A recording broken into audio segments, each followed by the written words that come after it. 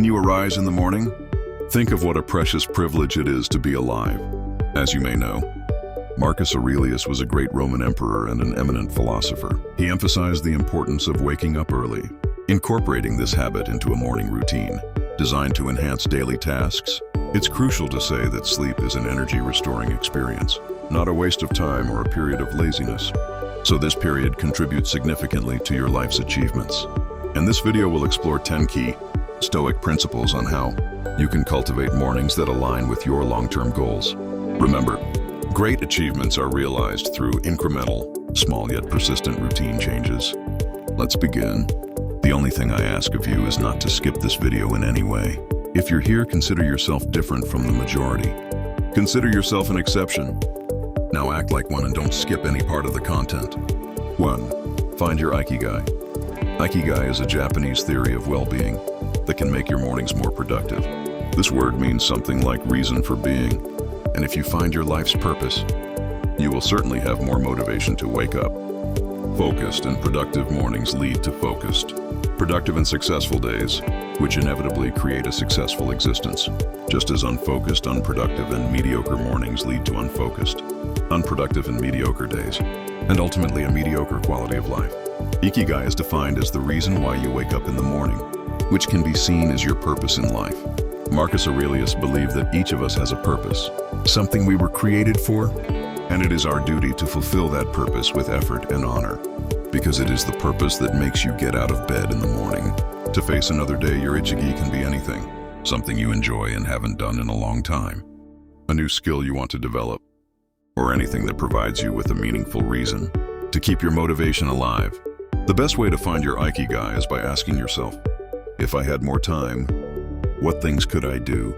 You can create 30 answers and select your favorites from those 30. Then you will be closer to discovering what motivates you. This is a task you need to complete before starting your day, as it will help you have healthy social connections, challenge yourself in a good way, relieve stress to stay fit, be creative and avoid depression. You need to give yourself a solid reason to wake up, something to do every morning that motivates you the most. 2. Prepare for your mornings.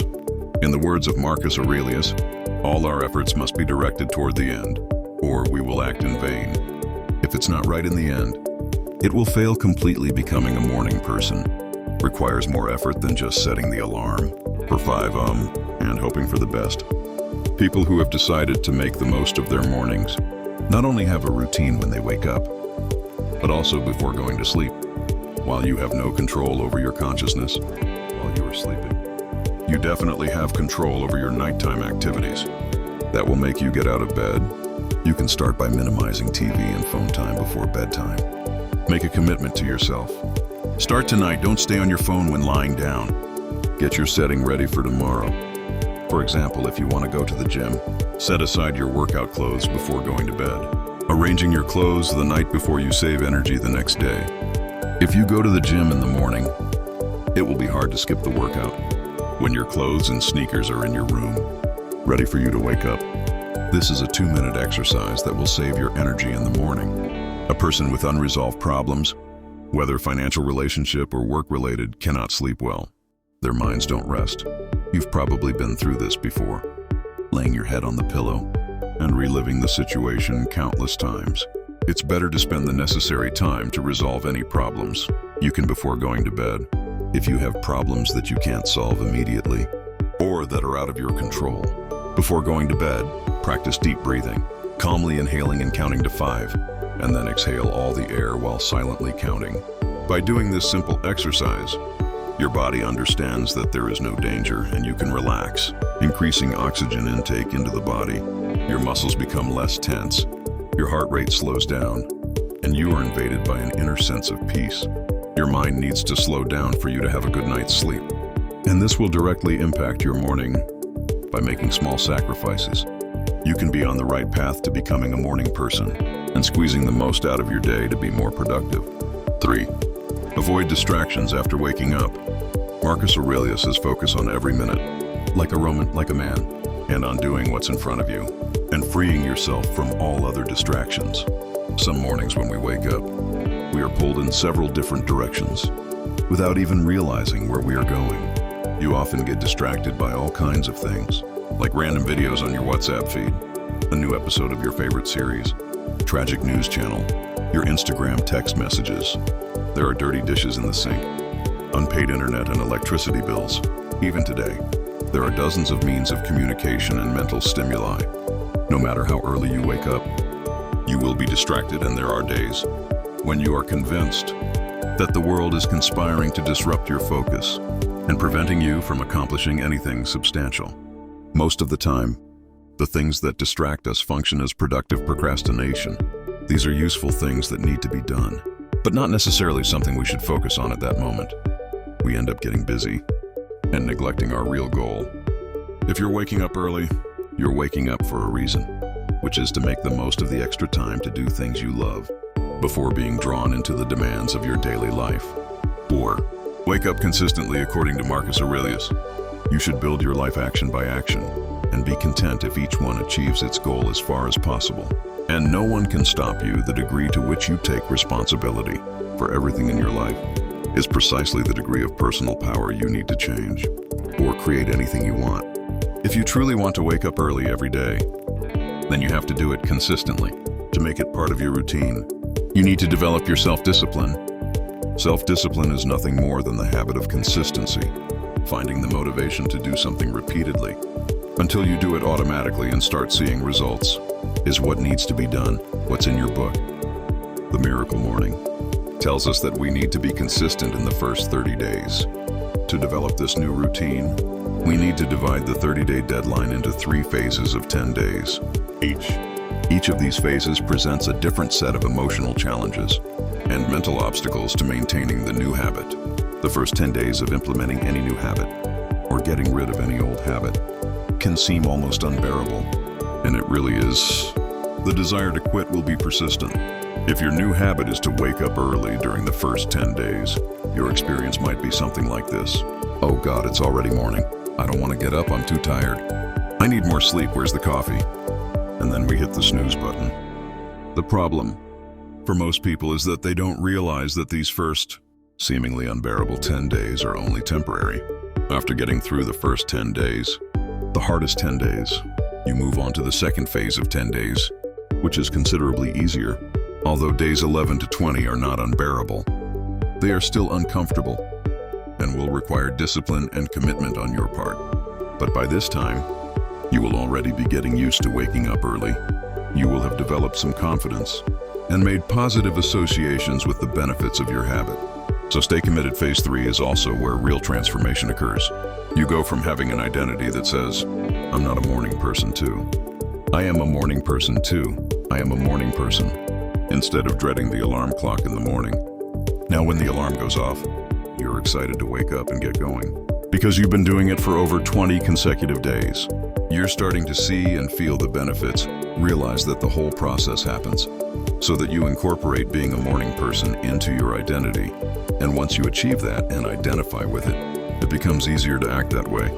Fine. Take it easy, as we learn from the words of Marcus Aurelius. Pay attention to the situation at hand and ask yourself, why is this so unbearable? Why can't I bear this? Are you ashamed to answer? The truth is that our brains prioritize instant gratification, valuing short-term rewards over long-term benefits. This is why 95 of people repeatedly fail to start exercise routines in the first 10 days. The problem for most people is that they don't realize that these first 10 seemingly unbearable days are only temporary. They think this is how the new habit is. And they tell themselves, if the new habit is so painful, forget it, it's not worth it. This is why when we can't wake up early one day, we often procrastinate.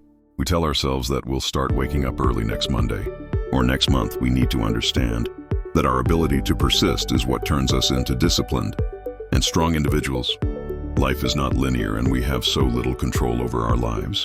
We can only control what we do with our days. We can only control what we do with our days. We need to realize that each new day brings a new life and another opportunity to be better. So forgive yourself for waking up late today and start waking up early. From tomorrow, everyone can fight for one day. 6. Practice discipline in little things. Marcus Aurelius says we must discipline ourselves in small things, and from there progress to things of greater value. If you have a headache, practice not cursing. Don't curse every time you have an earache. And I'm not saying you can't complain. Just don't complain with your whole being. The word discipline itself comes from the Latin word discipliner, literally meaning teaching or instruction. Practicing discipline in small things means constantly shaping ourselves. We are training our mental resistance to waking up early. You can practice this first. Place your alarm clock as far away from your bed as possible. This forces you to get up and get your body moving. And movement generates energy. So when you get up and leave your bed, it naturally helps you wake up. Because if your alarm clock is right next to your bed, you'll either turn it off or worse, hit the snooze button, never hit the snooze button. If you think about it, pressing the snooze button in the morning doesn't make sense. It's like saying, I hate waking up in the morning, so I'll do it again and again. If it's far from your bed, you'll have to get out of bed to turn it off by then. You're standing now, you just need to stay awake. It becomes easier to leave the room as soon as you turn off the alarm. Don't allow yourself to rationalize going back to bed. If you let your brain convince you not to wake up early, you never will. Don't go back to bed, there's only one option. Force yourself to leave the room. Second, make your bed. By making your bed in the morning, you complete the first task of the day. It gives you a small sense of pride and motivation to complete another task. And from this small task, you'll complete many other larger tasks throughout your day. Making your bed also reinforces the idea that small things matter. And if you can't do the small things right, you'll never be able to do the big things. 7, find an accountability partner. When you realize that your purpose is to wake up early, having a good accountability partner is essential. As we pursue our goals, there is one skill that will remain above all others: the ability to hold ourselves accountable. An accountability partner is a person who coaches someone else in terms of helping them keep commitments. Your accountability partner can be one of your friends, family members, colleagues who have already achieved the goal you're working towards. In this case, your accountability partner will help you stay consistent with your morning commitments and your progress towards partnerships. You should select someone who is as committed as you are, who shares similar values, who can be available when you are, and who is genuinely interested in helping you succeed with your morning routine. An accountability relationship is always good, because knowing that we'll talk to someone who is emotionally and energetically invested in our success keeps us on track even when things get tough. Remember death. Marcus Aurelius tells us, since it is possible that you might depart from life this very moment, regulate every act and thought accordingly. The Stoics made it a routine to keep the perspective of death in mind. You can also practice this every morning. There's a phrase in Stoic philosophy called memento mori, which means remember that you will die. The only perennial truth, whether rich or poor, successful or not religious, philosophical, it doesn't matter. You will die. The point of this reminder is not to be morbid or promote fear, but to inspire, motivate, and clarify. This morning, routine will help you keep perspective on the things that truly matter, which are your internal principles, your home, your money, your fame. It's temporary and it can be taken away from you at any moment. The only thing that can never be taken away from you is your character. It's only our character that defines us and guides us through life. A person can rise or fall solely due to the virtues or flaws of their character, and often that's what leaves a legacy. So the idea of remembering your death will anchor you. Just like Steve Jobs every morning, look at yourself in the mirror and ask, if today was the last day of my life, would I want to do what I'm about to do today? And if you go too many days without saying yes to this question, then you know you need to change something very quickly. Don't miss the opportunity to live your life truly stuck in something you hate. It's not death that a man should fear, but never having begun to live. 9. Practice negative visualization every morning. We are advised by Marcus Aurelius, when you wake up in the morning, say to yourself, the people I deal with today will be meddling, ungrateful, arrogant, dishonest, jealous, and surely they are like this because they can't tell good from evil. Instead of imagining an ideal society, the Stoics see the world as it is. Negative visualization is all about keeping your expectations in check and being much more honest with yourself. What could go wrong? How would you handle such scenarios? Can you overcome or plan for them? When you prepare for the worst, you are in a better place to deal with disasters, if and when they arise. For example, you're going to work and your boss is treating you poorly. But because you've already visualized this scenario in the morning, you're always prepared for your boss not cooperating. You'll be pleasantly surprised when he unexpectedly treats you well. But even if he never does, you're prepared and always able to stay calm. For example, suppose you want to close a big deal and have an important meeting with a major client.